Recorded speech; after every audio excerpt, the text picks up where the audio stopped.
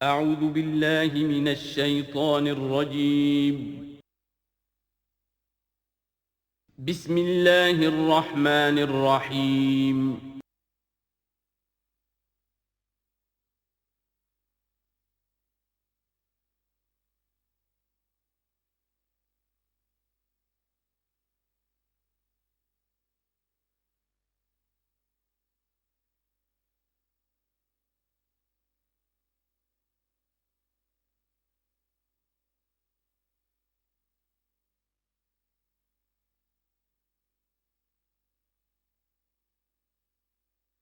اعوذ باللہ من الشیطان الرجیم بسم اللہ الرحمن الرحیم الف لام میم ذالک الکتاب لا ریب فیہ صدق اللہ العظیم۔ الف لام میم حروف مقطعات ہیں جن کے بارے میں عرض کر چکا ہوں۔ ذالک الکتاب لا ریب فیہ، یہ وہ کتاب ہے اس میں کوئی شک نہیں۔ الکتاب اس لیے کہا گیا ہے کہ قرآن مجید کی پیشین گوئیاں اور خوشخبریاں سابقہ کتابوں میں موجود تھیں، اور چونکہ اس سورہ مبارکہ میں اصل خطاب کا رخ جو ہے وہ ہے سابقہ امت مسلمہ کی طرف، تو ذالک کتاب نہیں کہا گیا، ذالک کتاب لا ریب فیہ نہیں، ذالک الکتاب، یہ وہ کتاب ہے، کتاب موعود ہے جس کی پیشین گوئیاں تورات اور انجیل میں موجود تھیں۔ لا ریب فیہ، اس میں کوئی شک نہیں۔ حرف اورا ریب، نئے، تبدیل، نئے، یہی الفاظ آئے ہیں سورہ سجدہ کے شروع میں بھی۔ الف لام میم تنزیل الکتاب لا ریب فیہ رب العالمین، لا ریب فیہ من رب العالمین، فیہ ھدی للمتقین۔ فیہ دونوں طرف مل سکتا ہے، لا ریب فیہ اسے معانقہ کہتے ہیں، لا ریب فیہ پڑھیں گے تو ہدن سے شروع کر دیں گے، لا ریب پر ختم کر دیں گے تو فیہ ہدن للمتقین، یہ دونوں معنی درست ہوں گے۔ ہدن للمتقین یہ ہدایت ہے، رہنمائی ہے اہل تقویٰ میں جو بچنا چاہیں۔ تقویٰ کا اصل مفہوم سمجھ لیجئے، وقا یقی کسی کو بچانا، تقویٰ خود بچنا۔ جن لوگوں کے اندر فطرت سلیمہ ہوتی ہے ان میں اخلاقی حس موجود ہوتی ہے، وہ بری چیز سے بچنا چاہتے ہیں، بھلی کو حاصل کرنا چاہتے ہیں، وہ لوگ ہیں کہ جو گویا کہ اس قرآن کا اصل مخاطب ہے، وہی اس سے استفادہ کر سکیں گے۔ الذین یؤمنون بالغیب، اب ان کے کچھ اوصاف، یہ اصل میں بہت زیادہ واضح ہوتا ہے تعویل خاص کے اعتبار سے کہ دیکھ لو درخت کو اپنے پھل سے پہچانتے ہیں، اس قرآن کے پھل موجود ہیں نا، یہ ابو بکر اور عمر اور عثمان اور علی کون ہیں؟ یہ جو مہاجرین آئے ہیں چل کر، مدینے والوں دیکھو یہ کون ہیں، ان کی شخصیتیں کیا ہیں، ان کا کردار کیا ہے، ان کے اوصاف کیا ہے، یہ کس درخت کے پھل ہیں؟ یہ اس بینہ کے پھل ہیں، یہ اس ذکرہ کے پھل ہیں۔ بینہ رسول من اللہ یتلو صحفا مطہرۃ فیہا کتب قیمہ، یہ اس شجرہ مبارکہ کے پھل ہیں، دیکھ لو ان کے کیا شب و روز ہے۔ الذین یؤمنون بالغیب، جو غیب پر ایمان رکھتے ہیں۔ تعویل عام کے اعتبار سے اس کا بہت اہم مفہوم ہوگا، جو یہ طے کر لے کہ سوائے مادے کی دنیا کے مجھے اس سے آگے جانا ہی نہیں، unless I can verify۔ آپ کو معلوم ہے کہ میٹیریل جو حقائق ہے وہ تو آپ ویریفائی کر سکتے ہیں، آنکھ سے دیکھ سکتے ہیں، کان سے سن سکتے ہیں، ویریفائڈ ہے۔ جو یہ سمجھ لے گا کہ اس کے بیونڈ کچھ نہیں ہے، اس کے لیے قرآن میں کوئی ہدایت نہیں۔ ہدایت قرآنی کا نقطہ آغاز یہ ہے کہ انسان یہ سمجھ لے کہ جو اصل حقیقت ہے وہ مستور ہے، نگاہوں سے چھپی ہوئی ہے، سامنے جو کچھ نظر آ رہا ہے۔ ایک انگلستان کے بہت بڑے فلسفی کی کتاب کا عنوان ہے appearance and reality, reality and appearance, Bradley کی کتاب۔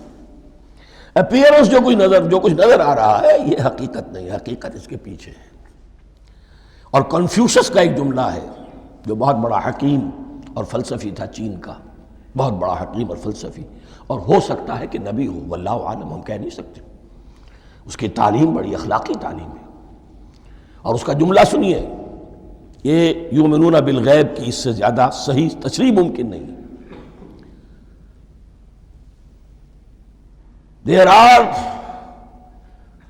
certain things, there's nothing more real than what cannot be seen. And there's nothing more certain than what cannot be heard. وہ حقائق جو آنکھوں سے نہیں دیکھے جا سکتے اور کانوں سے نہیں سنے جا سکتے، ان سے زیادہ یقینی اور واقعی حقائق اور کوئی نہیں. There's nothing more real than what cannot be seen, and there's nothing more certain than what cannot be heard. الذین یؤمنون بالغیب ویقیمون الصلاۃ، نماز قائم کرتے ہیں. ومما رزقناہم ينفقون، اور جو کچھ ہم نے انہیں دیا ہے اس میں سے خرچ کرتے ہیں، خیر میں، بھلائی میں، نیکی میں، ابناء نو کی حاجات کو رفع کرنے میں، لوگوں کی تکلیفیں دور کرنے میں، خود اللہ کے لیے، اللہ کی رضا جوئی کے لیے، اللہ کو قرض حسنہ دیتے ہوئے. والذین یؤمنون بما انزل الیک وما انزل من قبلک، اور وہ کہ جو ایمان رکھتے ہیں اس پر بھی جو آپ پر نازل کیا گیا ہے محمد صلی اللہ علیہ وسلم، اور اس پر بھی کہ جو آپ سے پہلے نازل کیا گیا. یہ بہت اہم الفاظ ہیں، اس لیے کہ عام طور پر آج کل ہمارے ہاں یہ خیال پھیلا ہوا ہے کہ یہ تورات اور انجیل کے پڑھنے کا کوئی فائدہ نہیں، کوئی ضرورت نہیں. کوئی ضرورت نہیں کی حد تک تو شاید بات صحیح ہو، لیکن کوئی فائدہ نہیں، یہ بالکل غلط ہے. یہ ابتدا ہے قرآن کی، اور کس قدر اہتمام کے ساتھ کہا جا رہا ہے. ایمان صرف قرآن پر نہیں، اس پر بھی کہ جو اس سے پہلے نازل کیا گیا. اور سورہ نساء کی آیت، اور سورہ نساء نازل ہوئی ہے کہیں جا کر سن 6 ہجری میں. یا ایھا الذین آمنوا آمنوا باللہ ورسولہ والکتاب الذی نزل علی رسولہ والکتاب الذی انزل من قبل. تو اس سے ایمان جو ہے تورات پر اور انجیل پر اور زبور پر اور صحف ابراہیم پر، اجمالی ایمان کی جو اہمیت ہے اس کو اچھی طرح سمجھ لیجیے. البتہ یہ ہے کہ چونکہ ہم سمجھتے ہیں اور جانتے ہیں کہ ان کتابوں میں تحریف ہو گئی ہے، لہذا ان کتابوں کی کوئی شے قرآن پر حجت نہیں ہوگی. جو چیز قرآن سے ٹکرائے گی ہم اس کو رد کر دیں گے. ان کتابوں کی کسی شے کو دلیل کے طور پر نہیں لائیں گے. لیکن جہاں قرآن مجید کی کسی بات کی نفی نہ ہو رہی ہو تو بہت سے حقائق ہمیں ان کتابوں ہی سے ملتے ہیں. انبیاء کے مابین جو زمانی ترتیب ہے، کرونالوجیکل آرڈر جو ہے، وہ تو ہمیں تورات سے ملتا ہے، قرآن میں تو نہیں. قرآن میں کبھی حضرت نوح کا ذکر بعد میں ہے، حضرت موسیٰ کا پہلے. وہاں تو کسی اور پہلو سے ترتیب آتی ہے، لیکن وہاں ہمیں تاریخ ملتی ہے ابراہیم کی، اسحاق کی، یعقوب کی، انبیاء بنی اسرائیل کی، موسیٰ کی، عیسیٰ کی. یہ ساری چیزیں، تو اس کی اہمیت جو ہے اس کو سمجھ لیجئے. والذین یؤمنون بما انزل الیک وما انزل من قبلک وبالآخرۃ ھم یوقنون، آخرت پر وہ یقین رکھتے ہیں. نوٹ کرنے والی بات کیا ہے کہ باقی سب چیزوں کے لیے لفظ ایمان آیا، آخرت کے لیے ایقان. کیوں؟ واقعہ یہ ہے کہ انسان کے عمل کے اعتبار سے سب سے زیادہ مؤثر شے ایمان بالآخرہ ہے. ایمان بالآخرہ ہے تو عمل سیدھا رہے گا کہ ہاں مجھے جواب دہی کرنی ہے، جانا ہے، اٹھنا ہے، اللہ کے حضور حاضری ہے. اگر یہ یقین ہے تو عمل صحیح ہوگا. اس میں کمی ہو گئی تو توحید جو ہے وہ بھی بس ایک عقیدہ، ایک ڈوگما بن کے رہ جائے گی. ایمان بالرسالت بھی بدعات کو جنم دے گا. عید میلاد نبی منا لیجئے، اور کچھ عشقیہ اشعار کہہ دیجئے، نعتیہ اشعار کہہ دیجئے، اللہ اللہ خیر صلی اللہ، یہ ایمان بالرسالت کے مظہر ہوں گے. عمل انسان کا درست ہوتا ہے آخرت کے یقین کے ساتھ. وَبِالْآخِرَةِ هُمْ يُوقِنُونَ، آخرت پر انہی کا یقین ہے. انہی کا یقین ہے. یہ حصر بھی ہے اس اعتبار سے کہ یہودی میں مدعی تھے کہ ہم آخرت پر یقین رکھتے ہیں، یہاں کنٹراسٹ دکھایا جا رہا ہے، آخرت پر یقین رکھنے والے یہ لوگ ہیں. اور تعویل خاص کے اعتبار سے وہ لوگ موجود ہیں تمہاری نگاہوں کے سامنے. 13 برس کی محنت کی کمائی محمد الرسول اللہ صلی اللہ علیہ وسلم کی، اس کتاب کی، یتلو علیہم آیاتہ ویزکیہم ویعلمہم الکتاب والحکمہ، اس کا جو نتیجہ ہے وہ تمہارے سامنے. اولئک علی ھدی من ربہم، یہ وہ لوگ ہیں جو اپنے رب کی طرف سے ہدایت پر ہیں. وہ ابتدائی ہدایت بھی ان کے پاس تھی اور یہ تکمیلی ہدایت بھی، قرآن پر بھی ان کا یقین پورا ہے اور محمد کا اتباع بھی وہ کر رہے ہیں۔ وَأُولَٰئِكَ هُمُ الْمُفْلِحُونَ، اور یہی وہ لوگ ہیں جو فلاح پانے والے ہیں۔ فلاح کا لفظ بھی قرآن مجید کی بڑی اہم اصطلاح ہے، منزل مراد کو پہنچ جانا، کسی باطنی حقیقت کا عیا ہو جانا۔ اسی لیے اس پر پھر گفتگو انشاءاللہ ہوگی سورہ مومنون کے شروع میں، لیکن یہ کہ فلاح پانے والے، کامیاب ہونے والے اصل میں یہی لوگ ہیں۔ تو گویا کہ تعویل خاص میں صحابہ کرام کی طرف اشارہ ہو گیا، تعویل عام میں ہر شخص کو بتا دیا گیا اگر قرآن کی ہدایت سے مستفید ہونا ہے تو یہ اوصاف اپنے اندر پیدا کرو۔ اب دوسرا گروہ، ان الذین کفروا سواء علیہم انذرتہم ام لم تنذرہم لا یؤمنون، یقیناً جن لوگوں نے کفر کیا، اور یہاں مراد کیا ہے؟ جو کفر پر اڑ گئے ہیں۔ اس کو ہم تعویل عام میں نہیں لے سکتے، اس لیے کہ اگر تو ہم اس کو عام میں لے لیں گے تو اس کے معنی تو یہ ہوں گے جس شخص نے کسی وقت کفر کیا اب وہ ہدایت پر آ ہی نہیں سکتا۔ نہیں، یہ بات نہیں ہے۔ کوئی کفر میں ہے، وہ غالطے کی بنا پر ہے، عدم توجہی کی بنا پر ہے، حق اس پر واضح نہیں ہوا ہے اس لیے ہے، تو آپ اسے سمجھائیں گے، انذار و تبشیر سے اسے فائدہ ہو جائے گا، واعظ و نصیحت سے فائدہ ہو جائے گا۔ ایک وہ ہے کہ جو حق کو سمجھ کر، پہچان کر اور پھر اڑ گئے، ضد کی وجہ سے، ہٹ دھرمی کی وجہ سے، تعصب کی وجہ سے، تکبر کی وجہ سے، حسد کی وجہ سے۔ ان الذین کفروا، ایسے لوگوں کا معاملہ کیا ہے؟ سواء علیہم انذرتہم ام لم تنذرہم لا یؤمنون، برابر ہے ان کے لیے خواہ آپ انہیں سمجھائیں خواہ نہ سمجھائیں، ڈرائیں نہ ڈرائیں، انذار فرمائیں نہ کریں، لا یؤمنون، وہ ایمان لانے والے نہیں۔ وہی بات جو میں نے کہی تھی کہ سوتے کو جگایا جا سکتا ہے، جاگتے کو کیسے جگائیں؟ ختم اللہ علی قلوبہم وعلی سمعہم وعلی ابصارہم غشاوہ، ان کے دلوں پر اللہ نے مہر کر دی ہے۔ کیوں کر دی ہے؟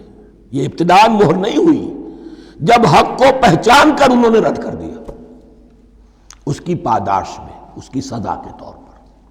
ختم اللہ علی قلوبہم، اللہ نے ان کے دلوں پر مہر کر دی ہے، وعلی سمعہم، اور ان کی سماعت پر بھی، وعلی ابصارہم غشاوہ، اور ان کی آنکھوں کے سامنے پردہ پڑ چکا ہے۔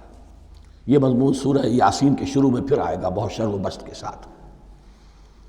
وَلَهُمْ عَذَابٌ عَظِيمٌ، اور ان کے لیے تو اب بہت بڑا عذاب ہے۔ یہ دوسرا گروہ ہو گیا، ایک رکوع میں دو کو سمیٹ لیا گیا، کل ابھی 7 آیتیں ہوئی ہیں۔ ایک وہ گروہ جس نے قرآن مجید کی دعوت سے صحیح استفادہ کیا، ان میں طلب ہدایت کا مادہ موجود تھا، ان کی فطرتیں سلیم تھیں، ان کے سامنے دعوت آئی، قبول کی، اور قرآن کے بتائے ہوئے راستے پر چلے۔ وہ گلے سرسبد ہیں، وہ شجرہ قرآنی کے نہایت مبارک اور مقدس، وہ اس کے پھل ہیں۔ ایک گروہ وہ ہے جس نے حق کو پہچانا لیکن اس کو رد کر دیا اپنے تعصب یا ہٹ درمی کی وجہ سے۔ ان کا ذکر آ گیا بہت اختصار کے ساتھ، اس لیے کہ ان کا ذکر آپ کو بہت تفصیل سے مکی صورتوں میں ملے گا۔ اب آیا تیسرا گروہ، وَمِنَ النَّاسِ، اور لوگوں میں کچھ ایسے بھی ہیں، مَن يَقُولُ آمَنَّا بِاللَّهِ وَبِالْيَوْمِ الْآخِرِ وَمَا هُم بِمُؤْمِنِينَ، جو کہتے تو یہ ہے کہ ہم ایمان رکھتے ہیں اللہ پر بھی اور یوم آخر پر بھی، مگر وہ حقیقت میں مومن نہیں ہے۔ یہاں ایک بات سمجھ لیجئے، اکثر و بیشتر مفسرین نے اس تیسری کیٹیگری کے بارے میں یہی رائے قائم کی ہے کہ یہ منافقین مذکور ہیں یہاں، اگرچہ لفظ منافق یا لفظ نفاق نہیں آیا یہاں، لیکن مولانا امیر احسن اصلاحی صاحب نے ایک رائے ظاہر کی ہے جو بڑی قیمتی ہے۔ وہ یہ کہ یہاں ایک کردار کا نقشہ کھینچ دیا گیا ہے، غور کرنے والے غور کر لیں، دیکھ لیں، جس پر بھی وہ چسپاں ہو جائے۔ اور بالفعل جب یہ آیات نازل ہو رہی تھیں تو دو طبقات پر یہ کردار نگاری جو ہے، یہ جو شخصیت کا ہیولہ کھینچا جا رہا ہے، وہ دو کے اوپر راست آ رہا تھا۔ ایک علماء یہود، وہ بھی کہتے تھے کہ ٹھیک ہے محمد جو کہہ رہے ہیں، ہم بھی اللہ کو مانتے ہیں، آخرت کو بھی مانتے ہیں، اسی لیے یہاں رسالت کا ذکر نہیں ہے۔ بھئی ہم محمد ہی کو نہیں مانتے نا صلی اللہ علیہ وسلم، باقی اگر 1.25 لاکھ نبی آئے ہیں تو باقی 1.25 لاکھ کو تو ہم مانتے ہیں۔ ایک محمد کو نہیں مانا، ایک عیسیٰ کو نہیں مانا، بس۔ تو ہمیں بھی مانا جانا چاہیے کہ ہم بھی مسلمان ہیں۔ ایک یہ ان کی رائے ہے، اور واقعہ یہ ہے کہ یہاں اس طریقے کا تذکرہ ہو رہا ہے کہ جس سے ان کا کردار بھی جھلک رہا ہے، روح سخن ان کی طرف جا رہا ہے۔ مجھے یاد ہے اپنی 10ویں جماعت کے زمانے میں دہلی میں نے دیکھا تھا کہ ناٹ سرکس، وہاں کا ایک بڑی مارکیٹ ہوتی تھی، تو جوتے کی ایک دکان پہ ایک بہت بڑا جوتا لٹکایا ہوا تھا، بہت بڑا، اور لکھا تھا free to home it fits, جس کے پاؤں میں یہ ٹھیک ٹھیک آ جائے وہ لے جائے اس کو۔ تو یہ free to home it fits ہے، ایک کردار ہے۔ اب یہ کردار جس کے اوپر بھی فٹ بیٹھ جائے، ان میں یقیناً زیادہ تو غلبہ یہی ہے جو مفسرین کی رائے ہے، منافقین کا معاملہ جو ہو رہا ہے، لیکن یہ کردار بعین نہیں فٹ بیٹھ رہا ہے یہود کے علماء پر۔ اور یہ بھی نوٹ کر لیجئے کہ جو مدینہ منورہ میں نفاق کا جو پودا پروان چڑھا ہے، بلکہ پودا نہیں کہنا چاہیے، جھاڑ جھکاڑ جو پروان چڑھا ہے، وہ یہودیوں کے زیر اثر، جیسے جنگل کے اندر بڑے بڑے درخت بھی ہوتے ہیں اور اندر جو ہے نیچے جھاڑیاں بھی ہوتی ہیں، تو یہ نفاق کا جھاڑ جھکاڑ جو ہے وہ یہودی علماء کا جو پودا تھا، اور بہت بڑا تھا، اس میں کوئی شک نہیں، اس کے سائے میں پروان چڑھا ہے۔ ان دونوں میں معنوی ربط بھی ہے۔ وَمِنَ النَّاسِ مَن يَقُولُ آمَنَّا بِاللَّهِ وَبِالْيَوْمِ الْآخِرِ وَمَا هُمْ بِمُؤْمِنِينَ، اور لوگوں میں سے کچھ ایسے بھی ہیں جو کہتے تو یہ ہے کہ ہم ایمان رکھتے ہیں اللہ پر اور یوم آخر پر، لیکن وہ مومن نہیں ہیں۔ يُخَادِعُونَ اللَّهَ وَالَّذِينَ آمَنُوا وَمَا يَخْدَعُونَ إِلَّا أَنفُسَهُمْ، وہ دھوکہ دینے کی کوشش کر رہے ہیں اللہ کو اور اہل ایمان کو۔ دیکھیں یخادعون جو ہے یہ باب مفعلہ ہے، باب مفعلہ میں کشمکش ہوتی ہے، کشاکش ہوتی ہے، لہذا ترجمہ میں نے کیا کوشش کر رہے ہیں۔ وما یخدعون الا انفسهم، یہ ثلاثی مجرد میں آ گیا، اور نہیں دھوکہ دے رہے مگر صرف اپنے آپ کو۔ یہ یقینی ہے اپنے آپ کو تو دھوکہ دے رہے ہو، لیکن یہ کہ اللہ اور اس کے رسول کو اور اللہ اور اہل ایمان کو دھوکہ نہیں دے سکتے۔ سورہ نساء کی آیت نمبر 142 میں یہ کھل کر منافقین کے بارے میں یہی الفاظ آئے ہیں، ان المنافقین یخادعون اللہ وہو خادعہم، یقیناً منافقین جو ہے وہ اللہ کو دھوکہ دینے کی کوشش کر رہے ہیں اور اللہ انہیں دھوکہ دے رہا ہے۔ وما یشعرون، انہیں اس کا شعور نہیں ہے۔ یہ بہت اچھی طرح نوٹ کر لیجئے، منافقین کی بھی اکثریت وہ تھی جنہیں اپنے نفاق کا شعور نہیں تھا، وہ اپنے تئیں سمجھتے تھے اپنے آپ کو مسلمان، وہ کہتے تھے یہ بے وقوف لوگ ہیں، محمد رسول اللہ کے بارے میں کہتے تھے یہ خام خواہ جو ہے انہوں نے لڑائی بھڑائی مول لے لی ہے اہل مکہ کے ساتھ، کیا ضرورت ہے، امن کے ساتھ جو ہے بات کرنی چاہیے۔ وہ سمجھتے تھے کہ ہم خیر خواہ ہیں، ہم بھلی بات کہہ رہے ہیں، یہ بیوقوف لوگ ہیں، دیکھتے نہیں کہ کس سے ٹکرا رہے ہیں، ہاتھ میں اسلحہ نہیں ہے اور لڑائی کے لیے جا رہے ہیں، تو بیوقوف تو یہ ہے۔ لیکن وہ سمجھتے تھے کہ ہم تو بڑے مخلص ہیں، ہم مصلح ہیں، تو ما یشعرون بہت ضروری ہے۔ بعض لوگ منافق ایسے بھی تھے کہ جو اسلام میں داخل ہی ہوتے تھے دھوکہ دینے کی خاطر، اور ان پہ پہلے دن سے واضح ہوتا تھا کہ ہم مسلمان نہیں ہیں، ہم نے اسلام کا لبادہ اوڑھا ہے صرف دھوکے کے لیے۔ اس کا ایک ذکر سورہ آل عمران میں آئے گا، لیکن اکثر و بیشتر منافقین دوسری طرح کے تھے جنہیں اپنے نفاق کا شعور حاصل نہیں تھا۔ فی قلوبہم مرض، ان کے دلوں میں ایک روگ ہے، بیماری ہے۔ یہ روگ اور بیماری کیا ہے؟ ایک لفظ میں اس کو تعبیر کیا جائے، کردار کی کمزوری، ویکنس آف کیریکٹر۔ ایک شخص وہ ہوتا ہے کہ جو سمجھتا ہے یہ حق ہے، ہر سے بعد آباد، اب جو ہو سو ہو۔ ایک حق کو حق پہچان کر رد کر دیتا ہے، وہ کافر ہو گیا۔ ایک حق کو حق پہچان کر آیا تو صحیح، لیکن ویکنس آف کیریکٹر کی وجہ سے قوت ارادی کمزور ہے، آخرت بھی چاہتے ہیں، دنیا کو بھی ہاتھ سے دینے کو تیار نہیں، یہاں کا بھی کوئی نقصان نہ ہو اور آخرت کا بھی سارا بھلا ہمیں مل جائے۔ یہ وہ لوگ ہیں در حقیقت کہ اس کو کہا روگ۔ فی قلوبہم مرض فزادہم اللہ مرضا، تو اللہ نے ان کے مرض میں اضافہ کر دیا۔ یہ اللہ کی سنت ہے، آپ حق پر چلنا چاہیں حق کا راستہ آپ کے لیے آسان کر دے گا، آپ برائی کی طرف جانا چاہیں بڑی سے بڑی برائی آپ کے لیے ہلکی ہوتی چلی جائے گی۔ کوئی خاص بات ہی نہیں، چلو یہ بھی کر گزرو، جب یہ کر لیا تو یہ بھی کر گزرو۔ اور اگر آپ بین بین لٹکنا چاہیں تو اللہ اسی پہ چھوڑ دیتا ہے۔ ٹھیک ہے، آپ سمجھتے ہیں ہم کامیاب ہو رہے ہیں، ہم نے مسلمانوں کو بھی دھوکہ دے لیا، وہ ہمیں مسلمان سمجھتے ہیں، اور یہودیوں کو بھی دھوکہ دے لیا، وہ سمجھتے ہیں کہ ہم ان کے ساتھی ہیں، تو سمجھا کامیاب ہو رہے ہیں، حقیقت میں کامیابی نہیں۔ فی قلوبہم مرض فزادہم اللہ مرضا ولہم عذاب علیم بما کانوا یکذبون، اور ان کے لیے تو دردناک عذاب ہے۔ عذاب عظیم کا لفظ آیا تھا اوپر کفار کے لیے، وَلَهُمْ عَذَابٌ عَظِيمٌ، 7ویں آیت ختم ہوئی، اور عذاب علیم کا لفظ آیا یہاں، ان کے لیے دردناک المناک عذاب ہے، بما کانوا یکذبون، بسبب اس جھوٹ کے جو وہ بول رہے تھے۔ وَإِذَا قِيلَ لَهُمْ لَا تُفْسِدُوا فِي الْأَرْضِ، اور جب ان سے کہا جاتا تھا مت فساد کرو زمین میں، مراد کیا ہے اس سے؟ کہ جب محمد کو مان لیا کہ اللہ کے رسول ہیں، اب ٹھیک ٹھیک پیروی کرو، ان کے پیچھے چلو، ان کا حکم ہے تو جنگ کے لیے نکلو، ان کی طرف سے تقاضا آتا ہے مال پیش کرو، اور اگر تم اس سے کتراتے ہو تو فساد مچا رہے ہیں، جماعتی زندگی کے اندر فتنہ اور فساد پیدا کر رہے ہیں۔ وَإِذَا قِيلَ لَهُمْ لَا تُفْسِدُوا فِي الْأَرْضِ قَالُوا إِنَّمَا نَحْنُ مُصْلِحُونَ، وہ کہتے تھے نہیں ہم تو صلح کرانے والے ہیں، اصلاح کرنے والے ہیں، ہم چاہتے ہیں لڑنا بھیڑنا کوئی اچھی بات نہیں ہے، ٹکراؤ تصادم یہ کوئی اچھے کام تھوڑا ہی ہے، بس ٹھنڈے ٹھنڈے دعوت دیتے رہو، جو چاہے قبول کر لے، جو چاہے رد کر دے، خام خواہ یہ ٹکرانا اور یہ جنگ کرنا اور اللہ کے دین کو غالب کرنے کے لیے یہ قربانی دو اور یہ مصیبت جھیلو اور یہ مشقت برداشت کرو اور یہ چیز چھوڑو اور یہ ترک کرو، یہ کاہے کے لیے؟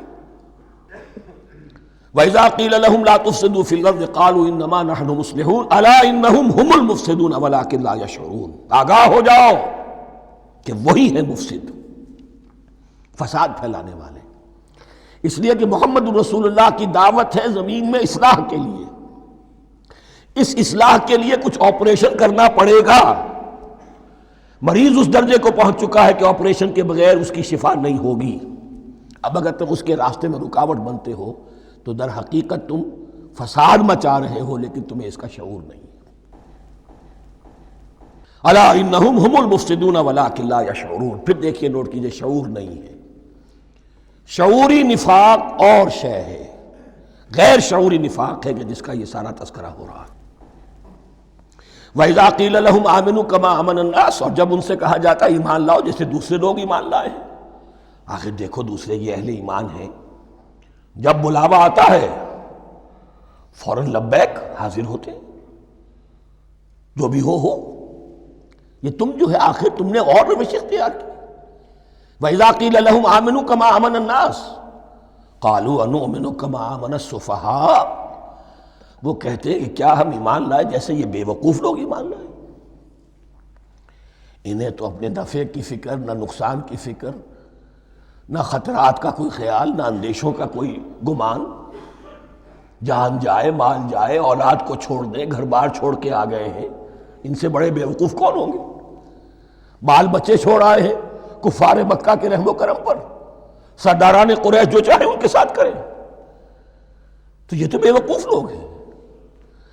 آج کل آپ کہتے ہیں ایسے ہی لوگوں کو فینیٹکس ہیں، یہ فینیٹکس ہیں، دیکھ بھال کر چلنا چاہیے، دائیں بائیں دیکھ کر چلنا چاہیے، نفع نقصان کا خیال کر کے چلنا چاہیے، چاہے حق ہے ٹھیک ہے، لیکن بہرحال اپنی مصلحتوں کو بھی اور اپنی اہل و عیال کی مصلحتوں کو بھی دیکھنا چاہیے۔ یہ لوگ تو معلوم ہوتا ہے کہ بالکل دیوانے ہو گئے، فینیٹکس ہو گئے۔ وَإِذَا قِيلَ لَهُمْ آمِنُوا كَمَا آمَنَ النَّاسُ قَالُوا أَنُؤْمِنُ كَمَا آمَنَ السُّفَهَاءُ أَلَا إِنَّهُمْ هُمُ السُّفَهَاءُ وَلَٰكِن لَا يَعْلَمُونَ، آگاہ ہو جاؤ کہ وہی بے وقوف ہیں لیکن انہیں علم نہیں ہے۔ وہ صادق الایمان جو ایمان کی ہر تقاضے کو پورا کرنے کے لیے ہر وقت حاضر ہیں، ان سے بڑا عقل مند کوئی نہیں، ان سے بڑا سمجھدار کوئی نہیں۔ انہوں نے یہ جان لیا ہے کہ اصل زندگی آخرت کی زندگی ہے، یہ نہیں ہے، یہ تو عارضی ہے، کل نہیں آج ختم ہو جائے، آج نہیں ابھی ختم ہو جائے، کیا فرق پڑے گا؟ جانا تو ہے، اب نہیں تو کل، کل نہیں تو پرسوں، جانا تو ہے۔ تو عقل تو ان کے اندر ہے۔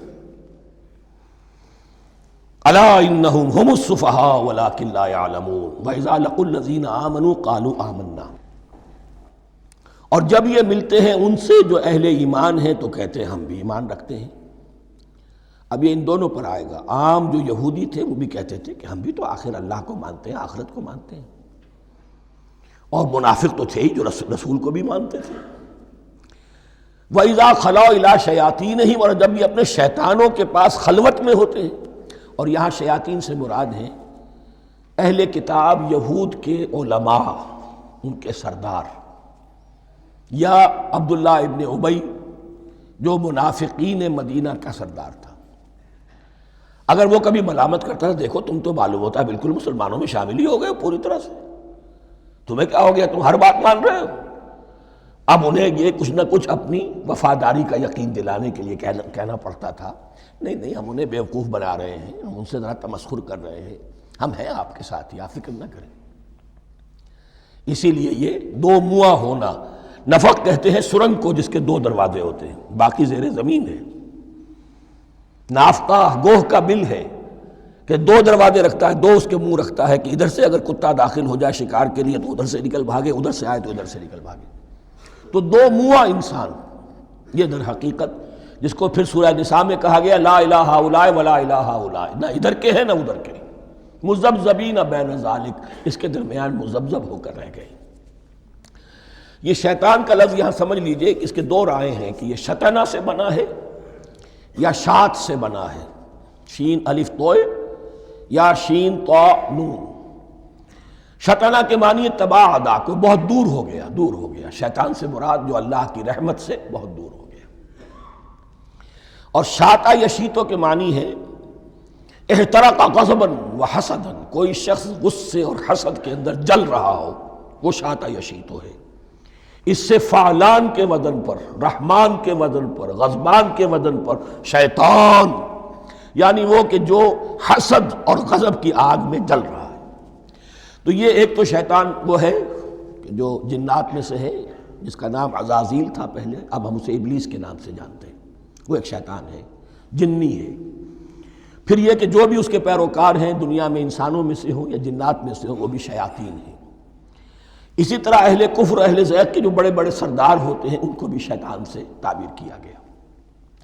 وَإِذَا خَلَوْا إِلَىٰ شَيَاطِینِهِمْ قَالُوا إِنَّا مَعَكُمْ، اور جب وہ خلوت میں ہوتے ہیں، علیحدگی میں ہوتے ہیں اپنے شیاطین کے پاس، سرداروں کے پاس، کہتے ہیں ہم تو آپ کے ساتھ ہیں، انما نحن مستہزئون، یہ تو ہم ان مسلمانوں کو بیوقوف بنا رہے ہیں، ان سے استہزاء کر رہے ہیں، تمسخر کر رہے ہیں۔ ہم تمسخر میں کہہ دیتے ہیں کہ ہم بھی آپ کے ساتھ ہیں، آمنا۔ اللہ یستہزئ بہم ویمدہم فی طغیانہم یعمہون، حقیقت کیا ہے کہ اللہ ان کا مذاق اڑا رہا ہے اور ان کو ڈھیل دے رہا ہے کہ وہ اپنے عقل کے اندھے پن میں بڑھتے چلے جائیں۔ اللہ تعالیٰ جیسا میں نے عرض کیا رسی دراز کرتا ہے، کوئی شخص غلط راستے پر جانا ہے تو جاؤ بھائی، فوراً تو نہیں پکڑتا، اگر فوراً پکڑ لے تو سیدھا ہو جائے گا، چلتے جائے، جہاں جانا چاہتے ہو جاؤ۔ تو ان کو بھی رسی دراز کر رہا ہے اللہ، لیکن یہ کہ اللہ یستہزئ بہم، یہ سمجھتے ہیں کہ مسلمانوں کا مذاق اڑا رہے ہیں، اصل میں مذاق ان کا اڑ رہا ہے اللہ کے نزدیک۔ وَيَمُدُّهُمْ فِي طُغْيَانِهِمْ يَعْمَهُونَ، اب یہاں ذرا نوٹ کر لیجئے، یہ دو لفظ آئیں گے، عین میم اور ہا، امہ ہے کے ساتھ، ایک ہے عین میم اور یا امج، تو عین اور میم تو مشترک ہے یا آخر میں فرق ہوگا، عین میم اور ہا ہوگا، اس کے معنی عقل کا اندھا، دل کا اندھا، آنکھیں تو ہے لیکن دل کا اندھا ہے، عقل کا اندھا ہے۔ اور عین میم یا جو آنکھوں کا اندھا ہو، عمیٌ اندھے، اعمیٰ اندھا۔ تو یہاں فرمایا انا معکم انما نحن مستہزئون، اللہ یستہزئ بہم ویمدہم فی طغیانہم یعمہون، اللہ ان کو اس جو ان کی عقل کے اندھے پن میں جو یہ بڑھتے چلے جا رہے ہیں، اللہ بھی ان کی رسی دراز کر رہا ہے تاکہ یہ جہاں تک جانا چاہتے چلے جائیں۔ اولئک الذین اشتروا الضلالۃ بالہدی، یہ وہ لوگ ہیں کہ جنہوں نے ہدایت کے عوض گمراہی خرید لی ہے۔ دیکھیے بڑا پیارا انداز ہے یہ، ایک شخص کے سامنے دونوں آپشنز تھے، ایک نے گمراہی کو چھوڑا، ہدایت لے لی، چاہے قیمت دینی پڑی، تکلیفیں اٹھانی پڑی، آزمائشوں میں سے گزرنا پڑا، قربانیاں دینی پڑی، ہدایت لی۔ اور ایک شخص نے ہدایت دے کر گمراہی لے لی، آسانی تو ہو گئی، فوری تکلیف سے تو بچ گئے، لا الہ ہؤلاء ولا الہ ہؤلاء، دونوں طرف سے اپنے آپ کو بچا لیا۔ لیکن حقیقت میں سب سے زیادہ گھاٹے کا سودا یہی ہے، اولئک الذین اشتروا الضلالۃ بالہدی، ہدایت دے کر اور ضلالت خرید لی ہے، فما ربحت تجارتہم، تو ان کی تجارت ان کے حق میں ہرگز مفید نہیں ہوئی۔ اب یہاں بھی دیکھیے، را با اور ہے ہا، ربحا، اس کے معنی نفع، صحیح نفع، جائز نفع۔ را با اور وا، ربا، وہ سود، وہ بھی اضافہ ہے، وہ بھی بڑھوتری ہے، لیکن وہ حرام ہے۔ ایک ہے تجارت کے اندر جو نفع ہو جائے وہ ربح ہے، را با اور ہا یہ نفع ہے جو جائز نفع ہے۔ را با اور وا، ربا، یہ کیا ہے؟ یہ سود ہے، یہ حرام ہے۔ را اور با مشترک ہے، آگے ہا، آگے اور با، اس کا فرق ہے۔ فما ربحت تجارتہم وما کانوا مہتدین، ان کی تجارت ان کے حق میں ہرگز مفید نہیں ہوئی اور نہیں ہے اب یہ ہدایت پانے والے۔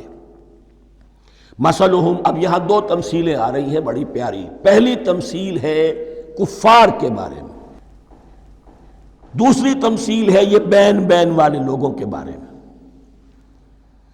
پہلوں کے لیے کیا تمثیل ہے؟ مثلہم کمثل الذی استوقد نارا، ان کی مثال اس شخص کی سی ہے جس نے آگ روشن کی۔ ایک نقشہ کھینچا جا رہا ہے، اندھیری شب ہے جدا اپنے قافلے سے ہے تو، تیرے لیے ہے میرا شعلہ نوا قندیل۔ اندھیری شب ہے، قافلہ بھٹک رہا ہے، کچھ لوگ بڑی ہمت کرتے ہیں، اندھیرے میں بھی ادھر ادھر سے لکڑیاں جمع کرتے ہیں اور آگ روشن کر دیتے ہیں۔ لیکن عین اس وقت جب آگ روشن ہوتی ہے کچھ لوگوں کی بینائی سلب ہو جاتی ہے۔ پہلے وہ اندھیرے میں اس لیے تھے کہ روشنی نہیں تھی، اب وہ اندھیرے کے اندھیرے میں رہ گئے کہ روشنی تو خارج میں آ گئی، اپنی اندر کی روشنی گل ہو گئی، بصارت سلب ہو گئی۔ یہ مثال ہے ان کفار کی کہ حضور کی آمد سے پہلے سب بھٹک رہے تھے، کوئی حقیقت واضح نہیں تھی، قافلہ انسانیت بھٹک رہا تھا اندھیری شب میں۔ محمد الرسول اللہ آئے، انہوں نے آگ روشن کر دی، اب راستہ کھل گیا، ہدایت واضح ہو گئی۔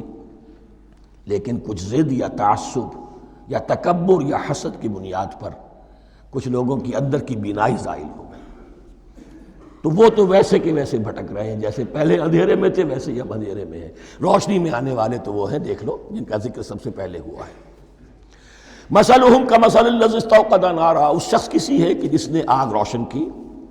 فلما اضاءت ما حولہ، جب اس آگ نے اپنے ماحول کو، گردا گرد کو روشن کر دیا، ذہب اللہ بنورہم، اللہ ان کی نور بصارت کو لے گیا، سلب کر لیا اللہ نے۔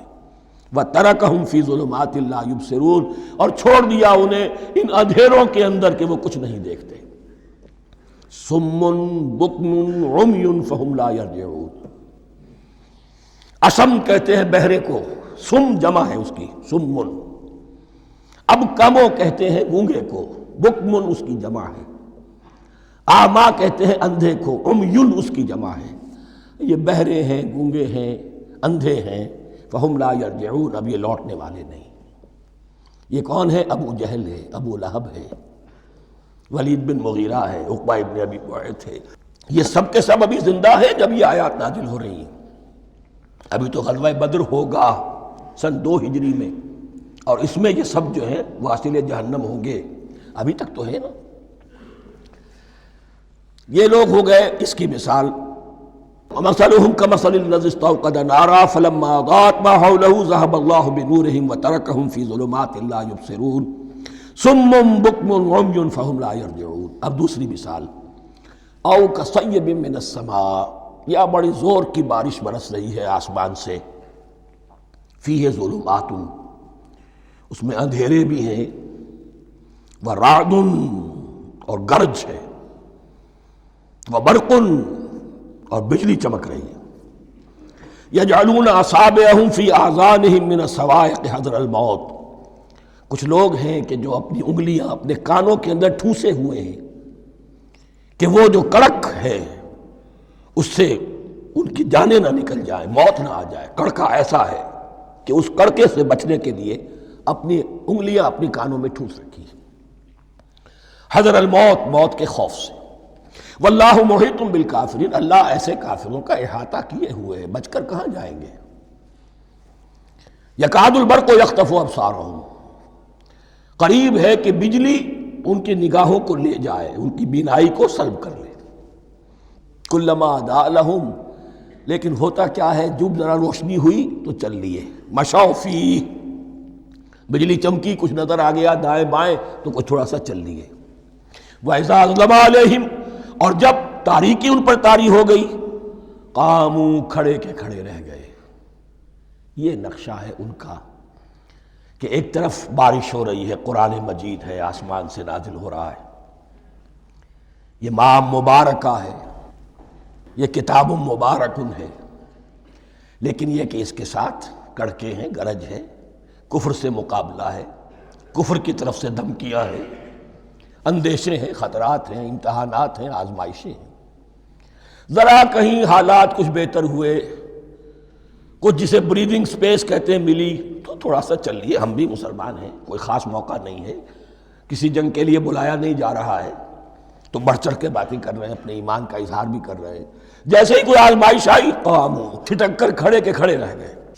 وَلَوْ شَاءَ اللَّهُ لَذَهَبَ بِسَمْعِهِمْ وَأَبْصَارِهِمْ، اللہ چاہتا تو ان کی سماعت اور بصارت کو بھی سلب کر لیتا، لیکن اللہ کا قانون یہی ہے، جو جہاں رہنا چاہے اس نے آزادی ارادہ دی ہے انسان کو۔ تم اگر مومن صادق بن کر رہنا چاہتے ہو، اس کو آسان کر دے گا تمہارے لیے۔ تم نے اپنے تعصب کی وجہ سے، اپنے تکبر کی وجہ سے کفر کا راستہ اختیار کیا، اللہ اسی کو کھول دے گا۔ تم بیچ میں لٹکنا چاہتے ہو، لٹکتے رہو، اللہ تعالیٰ جو ہے جبراً کسی کو نہ حق پہ لائے گا، نہ جبراً کسی کو باطل پر لے کر جائے گا۔ اس لیے کہ جبر اگر ہو تو پھر امتحان کا معاملہ ختم، پھر جزا و سزا بیکار ہے، غیر منطقی ہے، غیر معقول ہے۔ ان اللہ علی کل شیء قدیر، یقیناً اللہ تعالیٰ ہر چیز پر قادر ہے۔ یہ دو رکوع اس اعتبار سے کہ انسانی شخصیتوں کا سمجھنا، اور جیسا کہ میں نے عرض کیا، تعویل عام ذہن میں رکھیے، جب بھی کبھی کوئی دعوت حق اٹھے گی، اگر وہ واقعتاً کل کے کل حق کی دعوت ہے اور اس میں انقلابی رنگ ہے کہ باطل سے پنجہ آزمائی کرنی ہے، باطل کو نیچا دکھانا ہے، حق کا غلبہ کرنا ہے، تو یہ تین قسم کے افراد لازماً ہمیشہ وجود میں آ جائیں گے۔ ان کو پہچاننا، ان کے کردار کی جو اصل جو اس کے پیچھے پس منظر ہے، اس کو جاننا بہت ضروری ہے۔ اب جو تیسرا رکوع آ رہا ہے سورہ بقرہ کا، اس میں قرآن کی دعوت کا خلاصہ ہے۔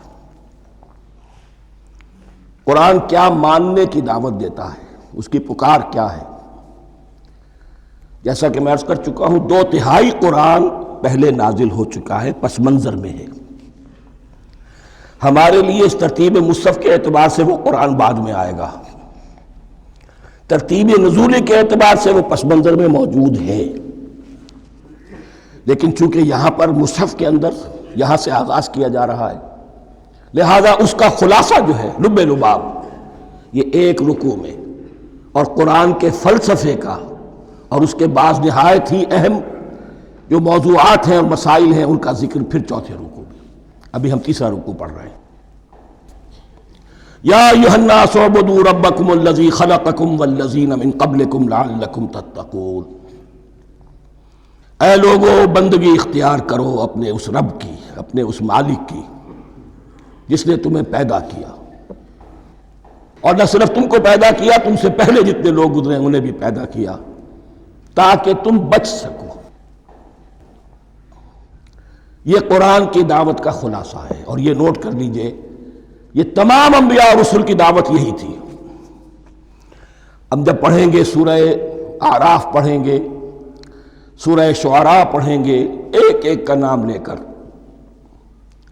ان اعبدوا اللہ واطیعون، ہر رسول کی دعوت یہ تھی، اللہ کی بندگی کرو، میری اطاعت کرو۔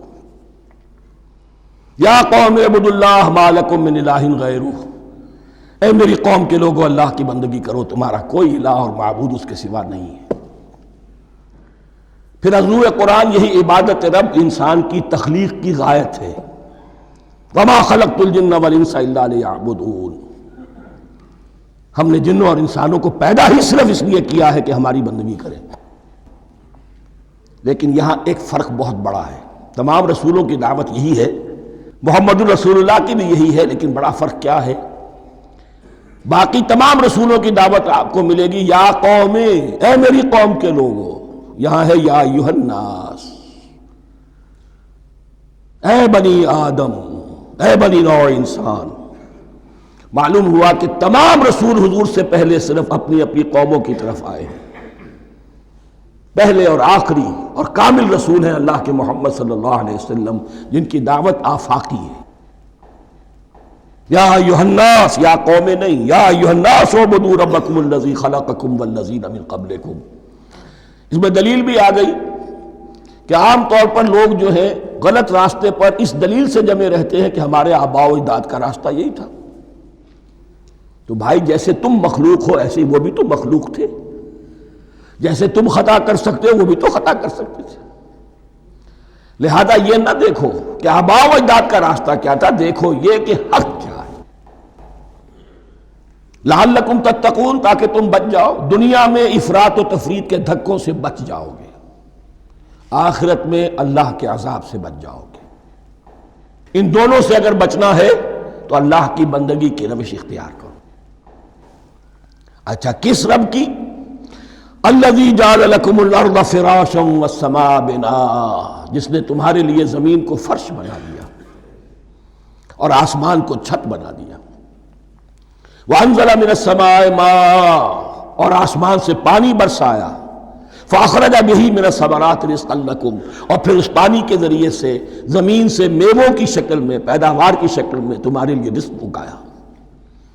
فلا تجعلوا للہ اندادا وانتم تعلمون، تو ہرگز نہ اللہ کا مد مقابل کسی کو ٹھہراؤ جانتے بوجھتے۔ وانتم تعلمون کا ایک مطلب یہ بھی ہے کہ تم بھی مانتے ہو کہ اس کائنات کا خالق اللہ کے سوا کوئی نہیں۔ اہل عرب بھی مانتے تھے، جو ان کے دیوی دیوتا تھے وہ سمجھتے تھے کہ یہ اللہ کے اوتار ہیں یا اللہ کے ہاں بہت یہ پسندیدہ ہیں، اللہ کے محبوب ہیں، اس کے اولیاء ہیں، اس کی بیٹیاں ہیں، لہذا یہ شفاعت کریں گے تو ہمارا بیڑا پار ہو جائے گا، ورنہ خالق وہ مانتے تھے اللہ ایک ہی ہے۔ جب تم یہ مانتے ہو کائنات کا خالق ایک، مدبر ایک، تو اب کسی کو اس کا مد مقابل نہ بناؤ۔ انداد ند کی جمع ہے، لا ضد لہ ولا ند لہ، اللہ کا کوئی مد مقابل نہیں۔ اس میں یہاں تک بات ہے کہ حضور اس درجے، اس توحید کی باریکیوں تک پہنچا کر گئے ہیں اس امت کو کہ کسی صحابی نے ایسے ہی کہہ دیا ما شاء اللہ و ما شئت، جو اللہ چاہے اور جو آپ چاہیں۔ حضور نے فوراً ٹوک دیا اجعلتنی للہ ندا، کیا تو نے مجھے اللہ کا مد مقابل بنا دیا ہے؟ اس کائنات میں مشیت صرف ایک کی چلتی ہے، کسی اور کی مشیت اس کی مشیت کے تابع پوری ہو جائے ہو جائے، لیکن مشیت مطلقہ صرف اس کی ہے۔ یہاں تک کہ حضور سے فرمایا گیا کہ اے نبی آپ کے لیے یہ ممکن نہیں ہے جسے چاہے ہدایت دے دیں، انک لا تہدی من احببت ولکن اللہ یہدی من یشاء۔ اگر یہ اختیار میں ہوتا تو ابو طالب دنیا سے بغیر ایمان لائے نہ جاتے۔ فلا تجعلوا للہ اندادا وانتم تعلمون۔ اب ان دو آیتوں میں تو یوں سمجھیے توحید نظری بھی اور توحید عملی بھی۔ توحید عملی کیا ہے؟ بندگی صرف اسی کی ہو۔ اب آیا ہے رسالت کا معاملہ، وَإِن كُنتُمْ فِي رَيْبٍ مِّمَّا نَزَّلْنَا عَلَىٰ عَبْدِنَا، اگر تمہیں رسالت محمدی پر شک ہے صلی اللہ علیہ وسلم، اس کے کیا معنی ہے؟ کہ تمہیں اس قرآن کے بارے میں شک ہے جو ہم نے اپنے بندے پر نازل کیا ہے۔ اگر ہے شک فی الواقع، وَإِن كُنتُمْ فِي رَيْبٍ، اگر تمہیں واقعتاً شک ہے مما نزلنا علی عبدنا، اس پر جو ہم نے اپنے بندے پر نازل فرمایا ہے، فاتو بسورۃ من مثلہ، تو لے آؤ اس جیسی ایک ہی صورت۔ یہ ہم کل پوری تفصیل سے دیکھ چکے ہیں کہ برسبیل تنزل یہاں پہنچے ہیں، پہلے 2 آیتیں میں نے آپ کو سنائی تھی اس میں پورے قرآن کی مثال لانے کا چیلنج کیا گیا. پھر ایک آیت سنائی جس میں 10 صورتیں ہی لے آؤ. اب آخری درجے میں ایک صورت ہی بنا لا، اور ایک صورت تو سورۃ العصر کے مساوی بھی ہو سکتی تھی، سورۃ الکوثر کے مساوی بھی ہو سکتی تھی. وَادْعُوا شُهَدَاءَكُم مِّن دُونِ اللَّهِ إِن كُنتُمْ صَادِقِينَ، اور بلا لو اپنے سارے مددگاروں کو اللہ کے سوا، جن ہوں انس ہوں. اس لیے کہ قریش کا خیال یہ تھا کہ جو شعراء ہوتے ہیں ان کے پاس جن ہوتے ہیں، وہ جن انہیں سکھاتے ہیں، ورنہ عام آدمی تو یہ شعر نہیں کہہ سکتا. تو تمہارا اگر کوئی گمان ہے کوئی جنات سکھانے والے ہیں، کوئی انسان ہے، خطیب ہیں، شعراء ہیں، ادیب، سب کو جمع کر. ان کنتم صادقین. اب یہ ہے بہت ہی، جس کو میں نے کل کہا تھا آپ کو یاد ہوگا، قرآن کا انداز کیا ہوتا ہے کہ وہ اپنے اندر جھانکنے کی دعوت دیتا ہے.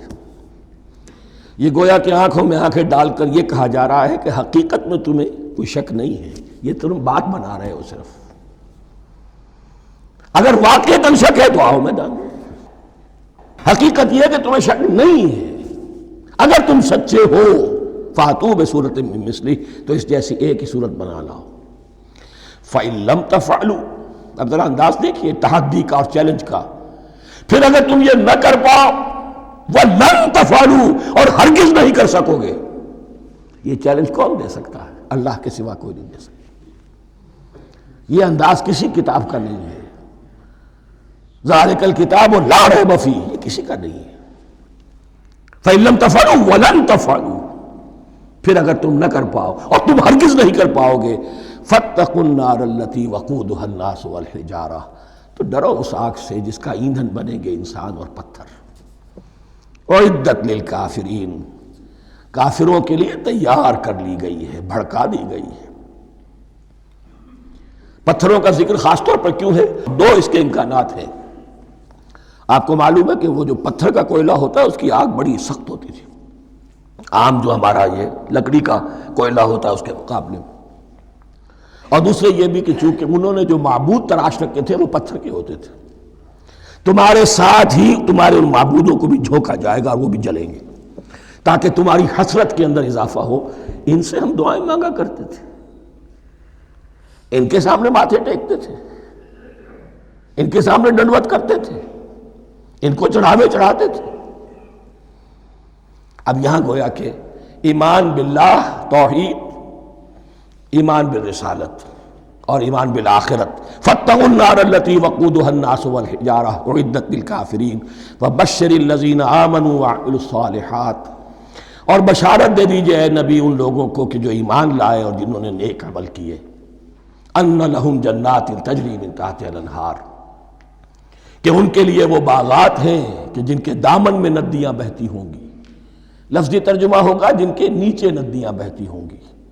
مراد اس سے کیا ہے؟ عام فطری باغ وہ ہوتے تھے کہ جس میں ذرا اونچائی پر جو ہے درخت لگے ہوئے ہیں اور دامن میں ندی بہ رہی ہے، تو اس سے خود بخود جو ہے وہ اریگیشن، نیچرل اریگیشن ہو رہی ہے، درختوں کے جڑوں تک پانی پہنچ رہا ہے. بہرحال ترجمہ آپ لفظی کریں، ان کے نیچے ندیاں بہتی ہوں گی یا یہ کہ جن کے دامن میں ندیاں بہتی ہوں گی. کلما رزقوا منہا من ثمرۃ رزقا، جب بھی کبھی انہیں دیا جائے گا کوئی پھل رزق کے طور پر کھانے کے لیے جنت میں، قالوا ھذا الذی رزقنا من قبل، وہ کہیں گے یہ تو وہی شے ہے جو ہمیں پہلے بھی ملتی تھی.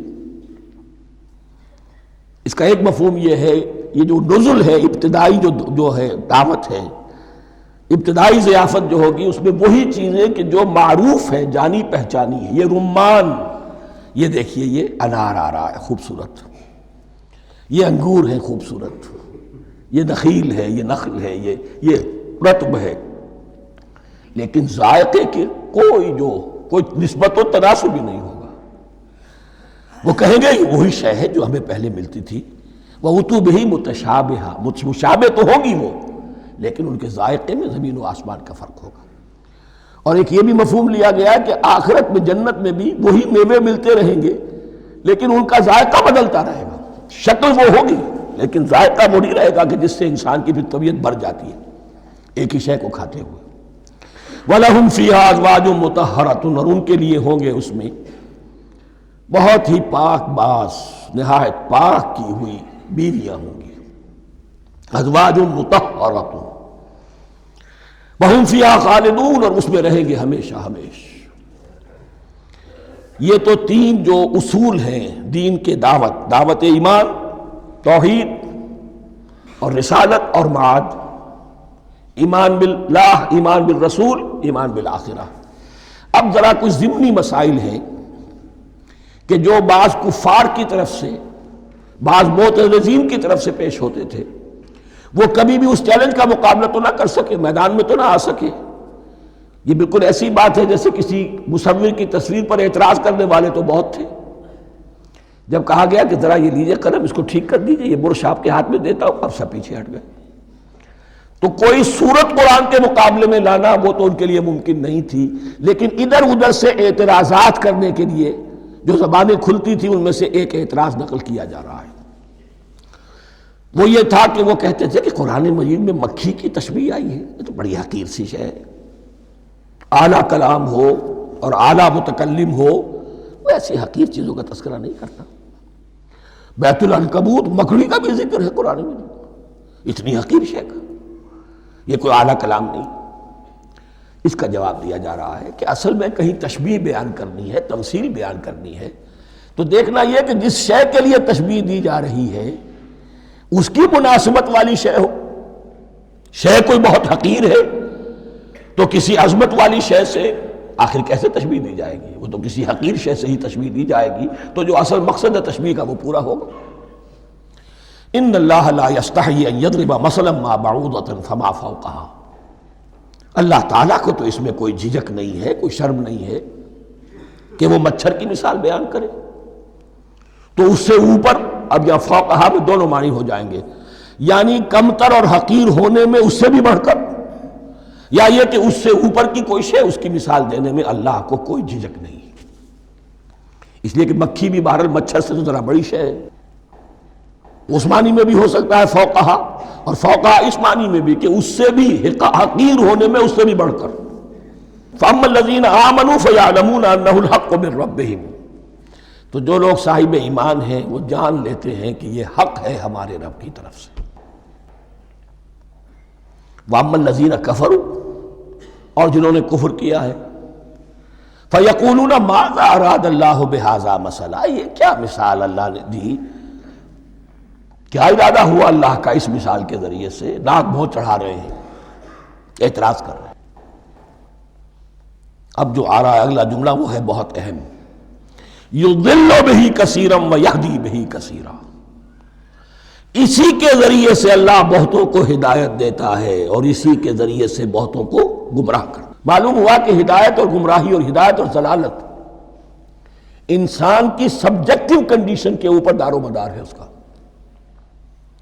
آپ کے دل میں خیر ہے، بھلائی ہے، نیت صحیح ہے، طلب ہدایت، طلب علم، اس میں آپ سچے ہیں، آپ کو ہدایت مل جائے گی۔ دل میں زیغ ہے، کجی ہے، نیت میں ٹیڑھ ہے، فساد ہے، تو اسی کے ذریعے سے اللہ آپ کی گمراہی میں اضافہ کر دے گا۔ یضل بہ کثیرا ویہدی بہ کثیرا، لیکن اللہ کا یہ کسی کو ہدایت دینا اور کسی کو ضلالت دینا علل ٹپ نہیں ہے، کسی قاعدے اور قانون کے بغیر نہیں ہے۔ وما یضل بہ الا الفاسقین، نہیں گمراہ کرتا وہ اس کے ذریعے سے مگر صرف سرکش لوگوں کو، جن میں سرکشی ہے، تعلی ہے، تکبر ہے، اور ان کے اوصاف کیا ہے؟ الذین ینقضون عہد اللہ من بعد میثاقہ، جو توڑ دیتے ہیں اللہ کے ساتھ کیے ہوئے عہد کو۔ اور سب سے بڑا عہد یہ سورہ اعراف میں چل کر آئے گا، عہد الست۔ عالم ارواح میں ہم عہد الست کر کے آئے، الست بربکم قالوا بلا، کیا میں ہی نہیں ہوں تمہارا رب؟ تمام ارواح نے، میں بھی تھا، آپ بھی تھے، سب تھے، کل انسان، جتنے انسان دنیا میں آج تک آ چکے ہیں وہ بھی تھے، اور جو آنے ہیں ابھی قیامت تک وہ بھی تھے، لیکن تھے صرف ارواح کی شکل میں، جسم نہیں تھے۔ اور یہ میں آپ کو بتا چکا ہوں، مکمل وجود ہے انسان کا روحانی وجود۔ اولاً تخلیق اس کی ہوئی تھی، اسی سے آگے چل کر ایک بہت فلسفے کا بہت گہرا مضمون آ رہا ہے آگے چل کر۔ وہ جو عہد الست بربکم قالوا بلا، انہوں نے اس عہد کو توڑا، اللہ کو اپنا مالک اور خالق اور اپنا حاکم جاننے کی بجائے خود حاکم بن کر بیٹھ گئے۔ الیس لی ملک مصر، کیا مصر کی بادشاہی میری نہیں ہے؟ I am the sovereign. We are sovereign. Popular sovereignty. بغاوت، سرکشی، فاسق۔ وما يضل به الا الفاسقين الذين ينقضون عهد الله من بعد ميثاقه ويقطعون ما امر الله به ان يوصل، اور کاٹتے ہیں وہ چیز جسے اللہ نے جوڑنے کا حکم دیا ہے۔ اللہ نے صلہ رحمی کا حکم دیا ہے، یہ قطع رحمی کرتے ہیں مال کی طلب میں۔ بھائی بھائی کو ختم کرتا ہے اس کے مال کو ہتھیانے کے لیے، اپنی ذاتی اغراض کے لیے تمام اخلاقی حدود جو ہے انسان پس و پیش ڈال دیتا ہے، اپنا تکبر، اپنے لیے تعلی۔ الذین، آپ دیکھیے نوٹ کیجئے، اس میں ہماری شریعت کا فلسفہ یہ ہے، ایک تعلق ہے اللہ کا بندے کے ساتھ، حقوق اللہ، ایک ہے بندوں کا بندوں کے ساتھ، حقوق العباد۔ اللہ کا حق کیا ہے؟ اسے حاکم اور مالک، اور حاکم سمجھو، الملک سمجھو، خود اس کے بندے بنو۔ انسانوں کا حق کیا ہے؟ کونوا عباد اللہ اخوانا، سب آپس میں بھائی بھائی اللہ کے بندے بن جاؤ۔ اور اس میں سب سے اہم ترین رحمی رشتہ ہے، سگے بھائی بہنیں، پھر دادی کے اوپر جا کر وہ کزنز آ جائیں گے، پر دادی پر جا کر اور جمع ہو جائیں گے، یہاں تک کہ آدم و حوا پر تمام انسان جمع ہو جائیں گے۔ تو رحمی رشتے کی بڑی اہمیت ہے۔ تو وہ فاسقین کے جو توڑتے ہیں اللہ کے عہد کو، اس کو مضبوطی سے باندھنے کے بعد، وَيَقْطَعُونَ مَا أَمَرَ اللَّهُ بِهِ أَن يُوصَلَ وَيُفْسِدُونَ فِي الْأَرْضِ، انہی دونوں چیزوں کے نتیجے میں زمین میں فساد پیدا ہوتا ہے۔ یا اللہ کی اطاعت سے باغی ہو گئے، اور یا آپس میں ایک دوسرے کی گردنیں کاٹنے لگے۔ اولئک ھم الخاسرون، یہی لوگ ہیں جو بالآخر خسارے میں، آخری اور دائمی خسارے میں رہنے والے ہیں۔ کیف تکفرون باللہ وکنتم امواتا، تم کیسے کفر کرتے ہو اللہ کا؟ بڑا پیارا انداز ہے۔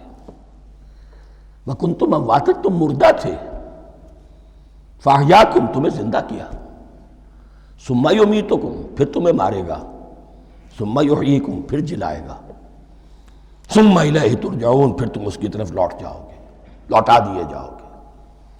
یہاں وہ بات آ گئی جو آج نگاہوں سے بالکل اوجھل ہو چکی ہے۔ یہ ہم دنیا میں آنے سے پہلے مردہ تھے، کیا مانی؟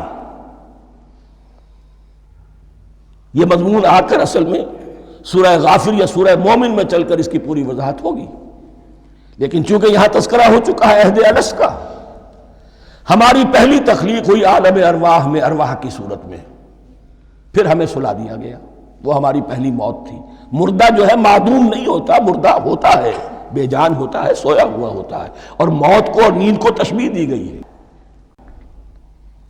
پھر ہمیں اس جسد کے ساتھ یہاں زندہ کیا گیا، پھر موت طاری ہوگی، پھر ہمیں زندہ کیا جائے گا۔ یہ آیت جیسا کہ میں نے عرض کیا بہت بڑی اور بڑی گہری حکمت اور فلسفہ قرآن کی آیت ہے۔ کیسے اللہ کا انکار کرتے؟ کنتم اموات، تم مردہ تھے، سوئی ہوئی ارواح کی شکل میں تھے، فاحیاکم، تمہیں جگایا اس جسد کے ساتھ، زندہ کیا، ثم یمیتکم ثم یحییکم، پھر تمہیں مارے گا، پھر جلائے گا، ثم الیہ ترجعون، پھر تم اس کی طرف لوٹا دیے جاؤ گے۔ اور اب اس کے بعد جو آخری آیت ہے، هو الذی خلق لکم ما فی الارض جمیعا، اس نے تمہارے لیے بنایا ہے جو کچھ بھی زمین میں ہے۔ اس میں خلافت کا مضمون آ گیا۔ حدیث میں آتا ہے انما الدنیا خلقت لکم وانتم خلقتم للآخرہ، یہ دنیا تمہارے لیے بنائی گئی ہے، تم آخرت کے لیے بنائے گئے ہو۔ هو الذی خلق لکم ما فی الارض جمیعا، اس لیے کہ اگلی آیت پھر آ رہی ہے خلافت کی آیت۔ سارا کچھ زمین میں یہ بستر جو بچھایا اور یہ کائنات کو، زمین کو سجایا تمہاری خلافت کے لیے۔ ثم استوى الى السماء فسواهن سبع سماوات، پھر وہ متوجہ ہوا آسمانوں کی طرف اور انہیں 7 آسمانوں کی شکل میں بنا دیا۔ جیسا کہ میں کل عرض کر چکا ہوں، یہ تاحال ابھی یہ آیات متشابہات میں سے ہے۔ 7 آسمانوں کی کیا حقیقت ہے ہم اس سے ابھی پورے طور سے واقف نہیں۔ وَهُوَ بِكُلِّ شَيْءٍ عَلِيمٌ، اور اسے ہر شے کا علم حقیقی حاصل ہے۔ بارک اللہ لی ولکم فی القرآن العظیم ونفعنی وإیاکم بالآیات والذکر الحکیم۔